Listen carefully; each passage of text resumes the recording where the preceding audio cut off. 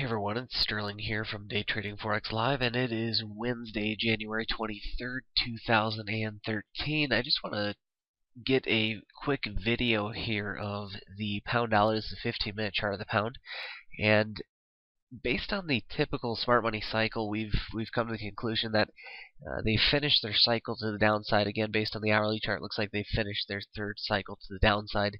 And the set criteria has been satisfied for that cycle to be complete. And we've picked two high probability manipulation points today. I'm not really going to get into why we were selecting which ones we did. Just want to make this video fairly short, but we've seen a trade set up based on the manipulation of the first level, and that's where I've taken the trade. I've taken the trade with an entry of 19, and the reason I took it on an entry of 19 is this was the candle break. We had a nice set of essentially an engulfing candle back to the upside, showing the break below the stop run point and the rejection back up above. Typically, after we see the manipulation, we have a very high chance of seeing the market show a strong follow through to it. So with that being said, after we've seen that manipulation, this third candle gave us a pullback. For me, the entry of 19 was definitely worth the risk, and we'll let this trade run again with an entry of 19. That's going to put my stop just below the 5800 level, 57.99, and I feel comfortable with that stop just because the overall lows here are 58.06. So even if we see a stop run on the overall lows at 58.06, I would expect that level to hold and hold for the next push to the upside. So hopefully the cycle is complete. We've seen a nice stop run. We'll let this trade run, and I will be back with the update of this trade. Alright guys, we are back with the conclusion to this trade. As you can see, we had a nice move on the pound last night, just as expected. Got a little bit fortunate. We had a deeper pullback here. We pulled back to, let's see, the low was 58.08, and actually on MB it was a little bit broker, or a little bit lower, which is the broker that I use for placing most of my trades. And so that cleared my stop by a little over a pip, just about a pip and a quarter. Missed my stop by, and that was kind of what I talked about last night. Even if we saw the stop run below the overall lows here of 58.06, which was, as we zoom back, you can see it was these lows from the 21st of January. Like I was saying, even if they do come down and they take the stops below that point, I felt like I was still protected.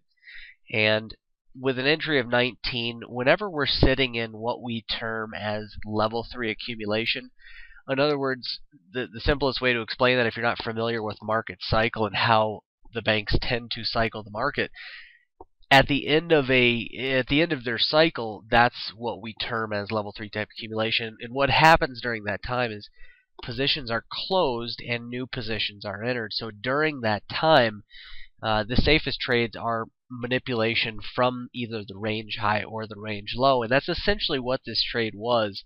That was the overall low we had set at 58.06, and I was taking it, as you guys know, from the original manipulation up around the first breakout point of 58.22, and had an entry of 58.19. So it was a very simple trade, a standard, one of our standard setups. And when we're sitting in level 3 type accumulation, one of the things that we really want to do is we want to clear trades out before they come into an upper manipulation area. Now, on this trade, I only managed to take 40 pips off of that. Generally, in level 3 type accumulation, I'll take the standard 20 pip stop and 40 pip take profit. And the reason I do that is because you're stuck in that accumulation. You don't know if you're going to break out. Now, in this case, there's actually quite a few more pips here to be had.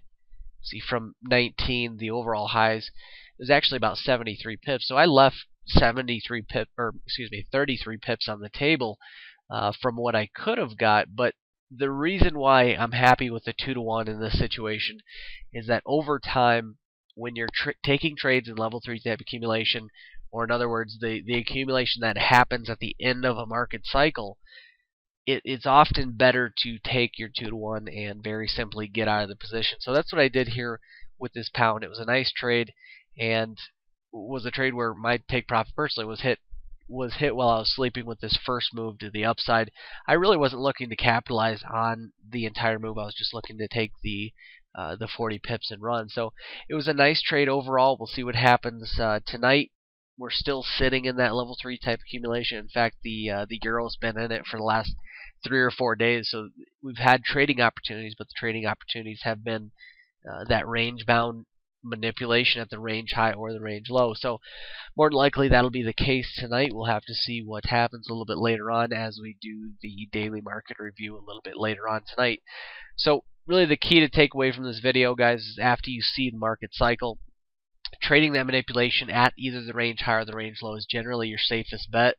And this trade just exemplifies another clear visualization of how banks tend to enter positions. They enter positions by taking the stops at key high probability manipulation points. If you understand where these high probability manipulation points are, you can really pinpoint when the banks are going to actually enter a position. Then you do what we did last night, which was you wait for your fail-safe, which is we don't just randomly enter the market as it comes into that level. We wait for our high probability points to be broken, and then for it, in this case, to get quickly rejected back up above. So what that shows us is that they took the market beyond the area where we expected the stops to be.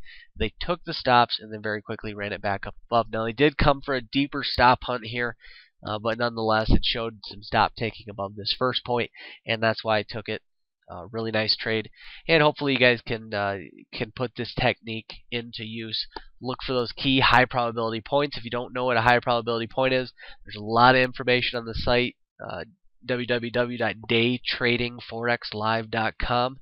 There's a lot of information on the site when it comes to picking high probability manipulation points, and you can really narrow it down. Then you wait for the manipulation at those levels. Once you see the combination of all of that, you have a very, very good indication of what the banks are doing. And the bottom line is the banks control the volume. Therefore, they control the direction. So if you know what they're doing, you know with a great deal of certainty what the next direction of the market is. And you have some very high probability setups where generally you have a very good risk reward associated with them as well. At least 2 to 1 in this case. Gave up quite a bit more than that, but again, I was happy with my 2 to 1, and run on those level 3 type accumulation trades when we're at the end of a cycle. So guys, again, I hope this video was helpful. Make sure you check out the site daytradingforexlive.com, and I look forward to seeing you all in the next video. Until then, happy trading.